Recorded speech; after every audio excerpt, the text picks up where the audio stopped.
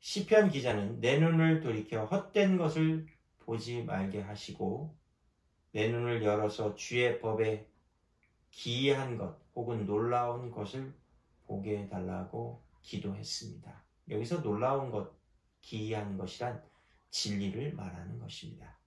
인간의 눈은 하나님의 은혜가 없으면, 하나님의 도우심이 없으면 헛된 것을 보고 성령님의 도움과 성령님의 역사하신 그 은혜가 임하면 진리를 보게 되는 것이지요.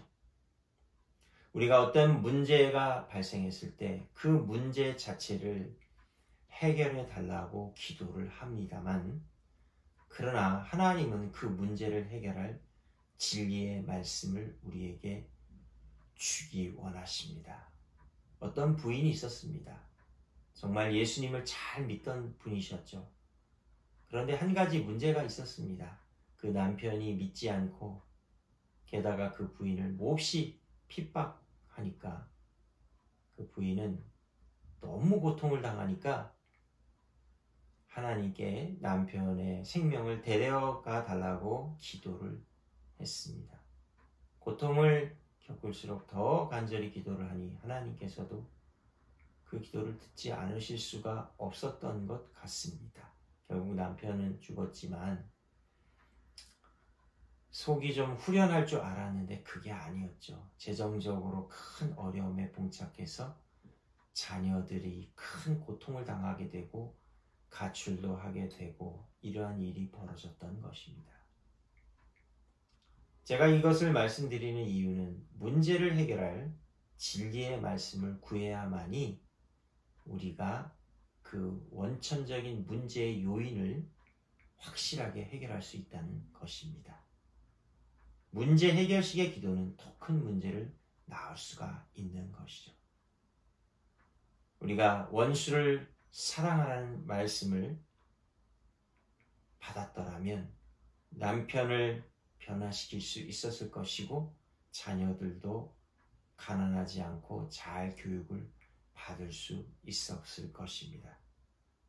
즉 모든 것을 회복하게 하는 것이 진리의 말씀이요 그 말씀에 기초한 기도인 것입니다. 아담과 하와의 가정에 하나님께서는 말씀을 주셨죠. 2장 16, 17절입니다. 그에게 이렇게 말씀하셨다. 내가 동산에 있는 과일을 마음대로 먹을 수 있으나 단 한 가지 선악을 알게 하는 과일만 먹지 말아라. 그것을 먹으면 내가 반드시 죽을 것이다. 이 말씀을 굳게 붙들고 이 진리의 말씀대로 살았더라면 뱀이 여자에게 다가와서도 그 속에 사단이 들어있다는 것을 알 수 있었을 것입니다. 즉 축복과 저주는 내가 하나님의 말씀에 기초해서 생각하면 축복이 시작되는 것이고 하나님의 말씀에 맞지 않는 생각을 하면 바로 저주가 되는 겁니다. 어떤 자매님이 있었습니다. 친구를 보니까 너무 쉽게 돈을 버는 것 같아요. 그래서 너 무슨 일 하니? 하니까 창녀 일을 한다는 것입니다. 그 순간 그는 정말 좋은 비즈니스라 생각이 하여 일에 뛰어들게 되죠. 그리고 더 큰 돈을 벌기 위해서 외국에 가서 일을 해서 큰 돈을 법니다. 그런 생활을 15년간을 했습니다. 그쯤 하니까 너무 이 일이 지겨워지기 시작했죠. 그래서 교회에 가서 예배 드리면서 이것을 끊는 기도를 해야 되겠다라고 해서 교회를 찾아갔습니다. 마침 굉장히 영적으로 뛰어난 목사님이 청중을 향해 말했습니다. 여기 제가 기도하는데 창녀 일을 하다가 그만두기 원하는 자매님이 여기 있습니다. 앞으로 나오세요. 제가 그분을 위해 기도하겠습니다. 하면서 이런 말씀을 덧붙였죠.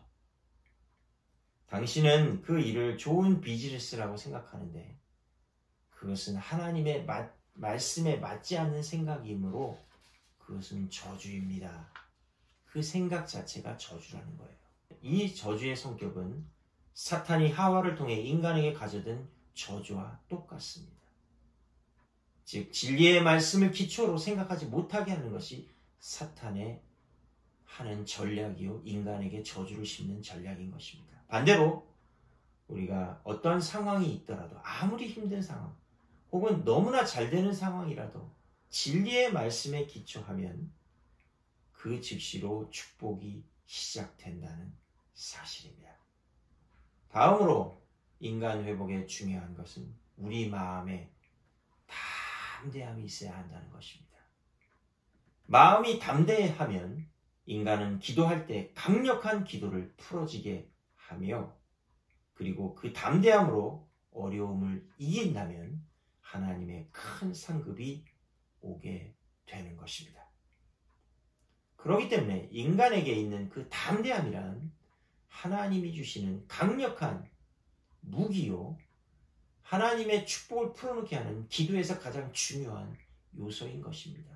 때문에 사탄은 우리에게 담대함을 잃어버리게 하려고 죄를 짓게 하는 것이죠. 그것이 바로 하와에게 사탄이 노렸던 것입니다. 즉, 인간이 하나님의 말씀에 불순종하는 죄를 짓게 함으로써 그 마음의 담대함이 사라지니까 아담과 하와는 스스로 부끄러움과 자학과 동시에 하나님께 대한 불평과 왜 여자를 만들었느냐, 왜 뱀을 만들었느냐 하는 식의 불평과 인간에 대한 분노와 서로 아담과 하와 사이에 분노와 미움으로 가득하게 만들었던 것이죠. 어떻게 하면 우리는 담대함을 가질 수 있을까요? 우리의 죄를 더 깊이 깨달을수록, 그리고 그것을 회개할 때에 우리 마음에 담대함이 생기게 되고, 우리는 예수님께 나아가 담대하게 기도할 때 영생의 열매를 먹게 될 것입니다. 우리에게 주신 하나님의 담대함은 우리의 회개를 통해, 더 깊은 회개를 통한 죄사함이 임할 때 오게 된다는 사실입니다. 기도하겠습니다. 거룩하신 아버지 하나님, 저희들이 문제 해결식의 기도보다도 진리의 말씀을 구하게 하여 주시옵소서. 잠시의 고통을 피하기 위하여 문제 해결식의 기도를 드림으로 오히려 더 큰 문제를 발생시키지 않게 하시고, 진리의 말씀을 구함으로 상황을 극복하게 하시옵소서. 또한 저희가 진리에 기초한 생각을 하게 하시옵소서. 우리 이 생각의 영역에서 하나님의 말씀에 기초한 생각을 하기 시작할 때 바로 축복은 시작된다는 사실을 알게 하시며, 또한 우리가 날마다 숨은 죄악을 회개함으로 마음의 담대함을 가지고 기도함으로 하나님의 주시는 영생의 축복을 누리게 하시옵소서.